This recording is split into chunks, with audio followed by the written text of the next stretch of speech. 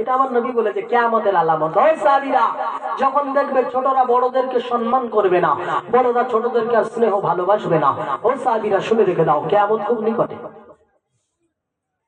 ছোটরা থেকে ভয় করে। আগে আমরা গুলি টুলি খেললে আব্বা মা একটু ছুট মারতাম, তাই না? হ্যাঁ, এখন আর ভয় করে? বলছি 13-14 বছরের ছেলে এই মোড়ে বসে তাস খেলে, খেলে বলে মনে হয়? কেন করবে না? সব দোষ আমাদের। বড় ভাই আদু জানে না, বুড়ো হয়ে মকি যাচ্ছে যে আমার ছোট ভাই বিড়ি খায়, এরকম বাড়ি আছে, আছে না নেই? আর বাড়ির ভিতরে পাকা, কি বলবো আর আমি, বলিস তো ভাষা আটকে যাচ্ছে। বাড়ির ভিতরে ঢুকে বলছে, তোর আব্বার কাছ থেকে বিড়ি নিয়ে ইচ্ছা করছে। কে বলছে? দাদা নাতির বলছে তোর আব্বার কাছ থেকে। ওই ছেলে বাবার সম্মান দেবে বলে মনে হয়? বলে আপনারা চান না তো? এখানকার লোক চায় না, শুধু আমার চুনো খালি চায়। ঠিক বলে দিলাম। এটা করছেন কেন? আপনি নিজের সম্মানটা হারাচ্ছেন কেন? আমি বললে হয়তো আপনারা মনে মনে করছে অল্প, আবার বলবো অল্প বয়সে পেকে গেছে, বুঝতে পারছেন না? সত্যি কথাটা জানাবো বাবা। কোরআন বলছে কুনতুম খায়রা উম্মাতিন উখরিজাত লিন-নাস, ওরাই হলো দামি উম্মাহ যারা মানুষের কল্যাণে আসে। চাইছে নবী মুসার হোক, চাইছে নবী ঈসার হোক, চাইছে নবী আদমের হোক, ওই সব উম্মাত গুলো আমি আল্লাহ আমার কাছে দামি। কুনতুম খায়রা উম্মাতিন উখরিজাত লিন-নাস, যারা মানুষের কল্যাণে আসে।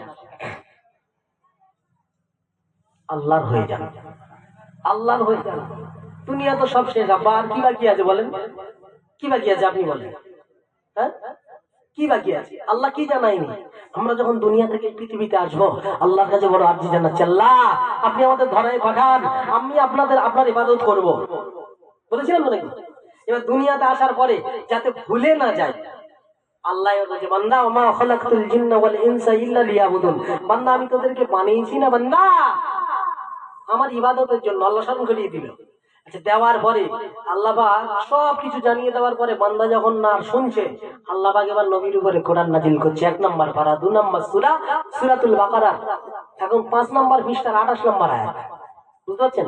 1 নম্বর পারা, 2 নম্বর সূরা, 5 নম্বর পৃষ্ঠা, 28 নম্বর আয়াত। বুঝতে অসুবিধা হবে? আল্লাহ কি সুন্দর করে জানাচ্ছে দেখেন, কাইফা তাকফুরুনা বিল্লাহি ওয়া কুনতুম আমওয়াত। বান্দা রে কেমন করে আমি আল্লাহ আমার অস্বীকারটা তোরা করিস, তোরা তো মায়ের পেটে ছিলিস মৃত। ফাহায়াউকুম, অতঃপর আমি আল্লাহ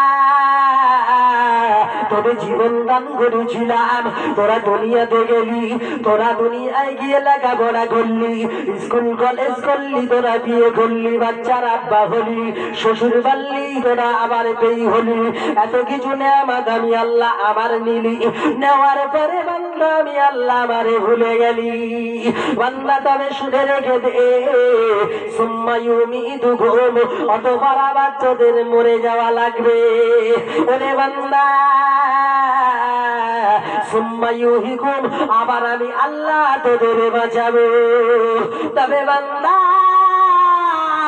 দুনিয়ার মায়ায় পড়ে আমি আল্লাহ আমারে ভুলে গেলি, আমি আল্লাহ বলছি সুম্মা ইলাইহি তুরজাউন, আবার তোদের কিন্তু আমার কাছে ফিরে আসা লাগবে। ওরে বান্দা ওই দিন আমি আল্লাহ ছাড়া তোদের কেউ থাকবে না। যদি আমি উদাহরণ দিই বাবা, ভরি ভরি উদাহরণ দিয়ে দেব। এই গরমের মাস পড়ে গেছে, আমরা ছোট ছিলাম, আমাদের বাচ্চারাও আছে। এই গরমের সময় দুপুর বেলায় ওই বাচ্চাগুলো খাওয়া দাওয়া করার পরে গ্রামে টই টই করে ঘোরে, করে না করে না?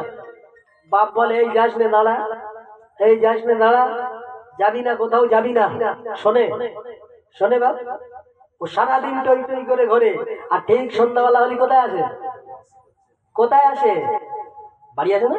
আর যখন বাড়িতে ঢোকে, আচ্ছা ওর আচার নাম খাঁচায় থাকে তো নাকি? শুধু থাকে আমার মা কোথায়, আমার আব্বা কোথায়। একবার ঢোকায় আর দুবার পিছায়, করে না করে না? করে তো নাকি? এই সন্ধ্যাবেলা যাওয়ার তার লাইন নেই, হয়তো বাসা আল্লাহ এই আয়াতটা বান্দাকে এবার বুঝিয়ে বলছে, বান্দা কাইফা তাকফুরুনা বিল্লাহি ওয়া কুনতুম আমওয়াতান ফাহায়াউকুম সুম্মা ইউমীতুকুম সুম্মা ইউহীকুম সুম্মা ইলাইহি তুরজাউন। 1 নাম্বার পারা 2 নাম্বার সূরা সূরাতুল বাকারার 5 নাম্বার পৃষ্ঠার 28 নাম্বার আয়াত। শুধু তাই নয় বাবা, মনে করো আমাদের প্রশ্ন হলো, আল্লাহ তুমি যখন আমাদের ধরায় দিলে তাহলে তুমি কেন আমাদের মরণটা দেবে? আমার আল্লাহ 29 নম্বর পারা সূরা মুলকের 2 নম্বর আয়াতে জানালেন, আল্লাযী আল্লাহ পরিষ্কার করলেন, আমি আল্লাহ বলছি তাবারাকাল্লাযী বিয়াদিহিল মুলকু ওয়া হুয়া আলা কুল্লি শাইইন কাদির।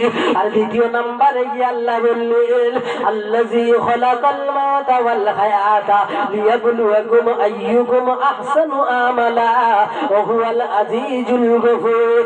ওরে বান্দা,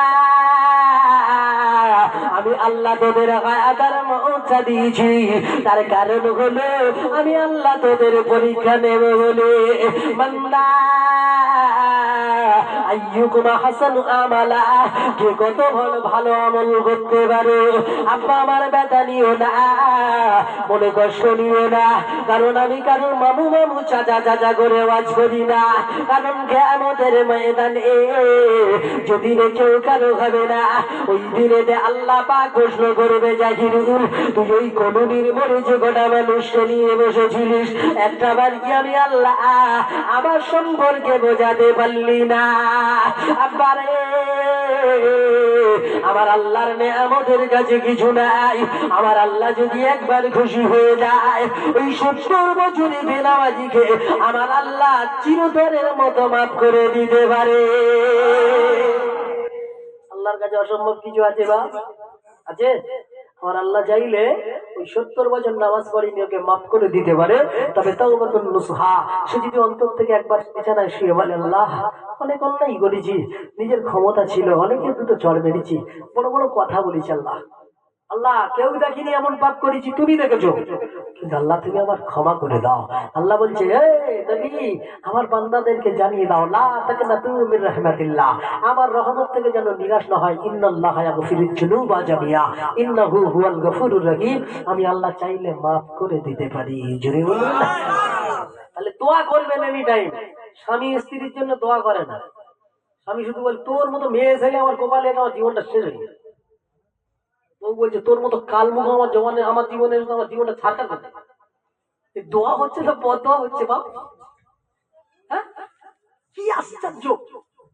অনেকে আবার বলে, ও বলা উঠো মরে দিলাম বেঁচে গেছে।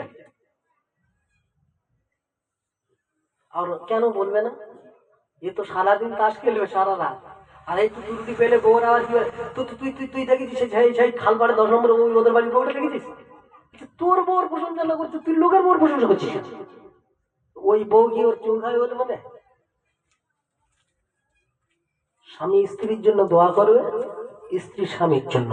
আল্লাহ নবী বলছে, কোন স্বামী যদি তার স্ত্রীর জন্য হাত তোলে, আল্লাহ পাক ওই স্ত্রীর তামাম জীবনের গুনাহকে মাফ করে দিয়ে আল্লাহ জান্নাত নসিব করে দেয়। আর একটু মন খুলে বলে, বিশ্বাস করেন আমার নবীর আগে আম্মা জান খাদিজাতুল কুবরা মারা গিয়েছিল না যায়নি? বলেন বুঝিল তো? এই সেই সবে বরাতের মাস নবী আমার মনে আছে? সেই আম্মা জান আয়েশার ঘর থেকে বেরিয়ে গেছিল, আর আম্মা জান আয়েশা সবার বাড়িকে খুঁজছে, ও নবী কার ঘরে গেছে? মনে আছে? মনে পড়ছে সেই দিনের কথাটা? আম্মা জান আয়েশার ঘরে শুয়ে গভীর রজনীতে মা আয়েশার ঘুমটা ভেঙে গেল, উঠে দেখছে নবী পাশে নেই। মনে নেই আব্বা? আমি তো বলেছি স্মরণ করাবো। আম্মা জান আয়েশা উঠে দেখছে আমার রাসূল নেই। আম্মা জান আয়েশা চোখ কি পাকাচ্ছে, কোন নবী, কোন নবী আমার কোন বিবির ঘরে গেল? এ বিবির ঘরে, ও বিবির ঘরে, সে বিবির ঘরে। খুঁজতে খুঁজতে খুঁজতে খুঁজতে জান্নাতুল বাকির ধারে এসে দাঁড়িয়েছে। এই সবে বরাতের দিনে জান্নাতুল বাকির ধারে এসে দাঁড়িয়ে লক্ষ্য করে দেখছে নবী আমার দুটো হাত তুলে চোখ দিয়ে পানি ঝরিয়ে আল্লাহর কাছে দোয়া চাইছে। কি বলছে? রব্বুল আলামিন আল্লাহ, আমি তোমার আখিরি জামানার নবী গো মাওলা।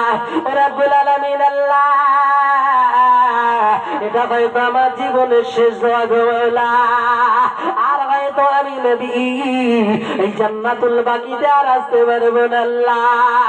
ও রব্বুল আলামিন আল্লাহ, আমি নবী মুহাম্মদুর রাসূলুল্লাহ দোয়া চাই আল্লাহ, যেদিন বাপ বেটার হবে না, মা বেটির হবে না, স্বামী স্ত্রীর কোনো উপকারে আসবে না, যেদিন ইমাম মুসল্লিকে চিনবে না, যেদিন মুসল্লি ইমামকে চিনবে না, যেদিন এক কথায় কেউ কারো হবে না আল্লাহ, ওই দিনে আমি নবী